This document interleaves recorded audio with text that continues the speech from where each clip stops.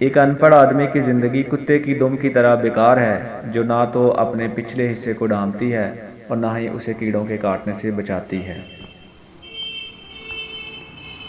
زندگی وہ ہے جو ہم آج جی رہے ہیں، کل جو جی رہے ہیں وہ امید ہوگی۔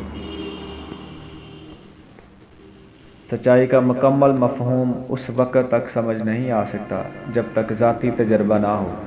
ادب کا دروازہ اتنا چھوٹا اور تنگ ہوتا ہے کہ اس میں داخل ہونے سے پہلے سر کو جھکانا پڑتا ہے۔ انسان کی شخصیت کو بنانے یا بگاڑنے میں تعلیم ایک بڑا اہم کردار ادا کرتی ہے۔ انسان کی سب سے پہلی ترجیح اپنی شخصیت میں نکھار پیدا کرنا ہے۔ ہر بہترین کام شروع میں ناممکن ہوتا ہے۔ خوش نصیب ہیں وہ انسان جو اپنے نصیب پر خوش ہیں۔ اپنے گناہوں پر شرمندہ ہونا گناہوں کو مٹاتا ہے اور نیکیوں پر فخر کرنا انہیں تباہ کر دیتا ہے۔